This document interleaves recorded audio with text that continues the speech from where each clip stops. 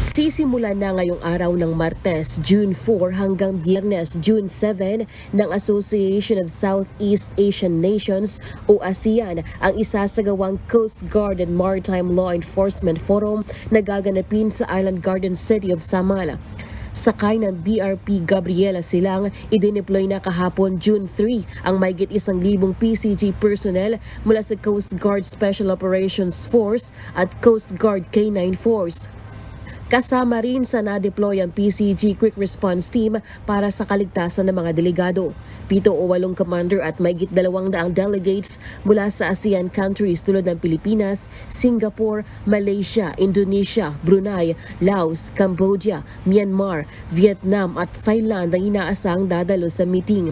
Yung buong strength ng Coast Guard District Southeastern Mindanao is naka-deploy ngayon, which is 1,000 plus. Ngayon, meron din tayong augmentation from higher headquarters to include yung ating barko na galing pa sa Manila.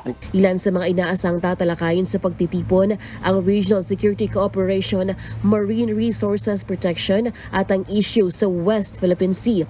Layon ng naturang inisyatibo na pagtibayin ng kooperasyon ng ASEAN countries tungo sa seguridad ng rehiyon, malabanan ng illegal fishing, drug trafficking at human smuggling. Magsasagawa rin ng information sharing at pagpapahayag ng kooperasyon upang maprotektahan ang yamang dagat ng Southeast Asia.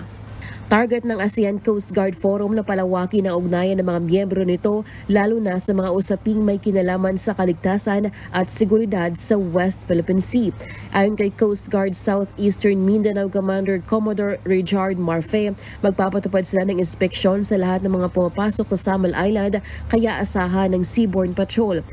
Sinisecure namin yung venue talaga. So, we want to make it sure na lahat ng mga pumapasok at tumalapit dyan sa venue kung galing man sa dagat, na-inspect namin.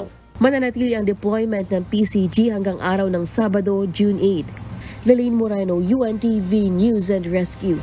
Diyos ang aming sandigan, serbisyo publiko ang aming pinahalagahan.